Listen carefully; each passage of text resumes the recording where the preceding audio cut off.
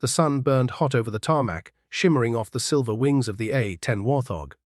Engines roared in the distance, airmen shouted, tools clanked. Just another day on the base.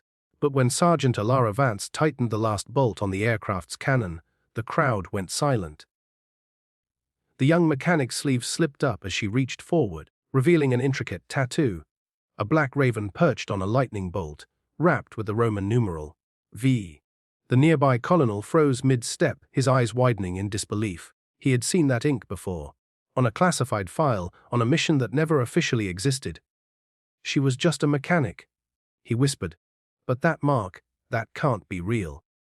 And that's where the story of Elara Vance, the woman the Air Force thought they'd lost, truly began. The mechanic with the raven tattoo, Sergeant Elara Vance, had built a life around silence.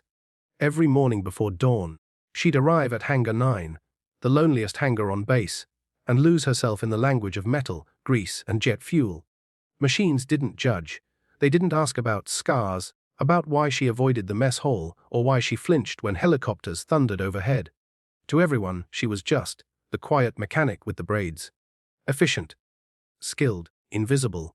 But inside her, a different story was buried, one she had sworn never to tell again. 2 years earlier, Elara had been part of Operation Black Raven, an elite Air Force rescue unit sent deep behind enemy lines.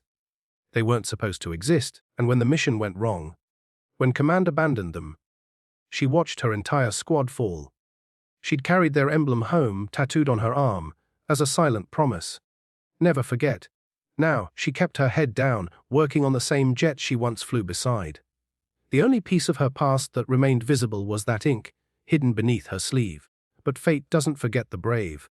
That morning, Connell Hayes, the man who had once led the very mission she survived, was inspecting the flight line. He hadn't seen Elara since the day the reports listed her as missing, presumed dead. As he approached her A-10, something about her movement caught his eye. The precision, the confidence, the posture of someone who'd seen combat. And then, the sleeve slipped.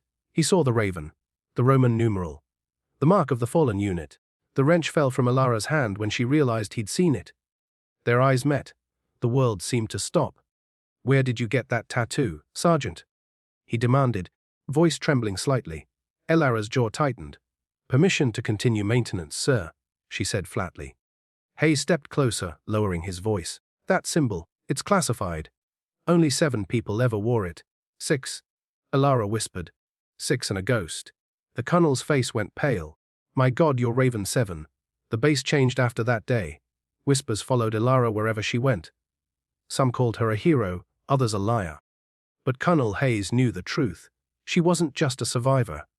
She was the reason anyone had made it home from Operation Black Raven.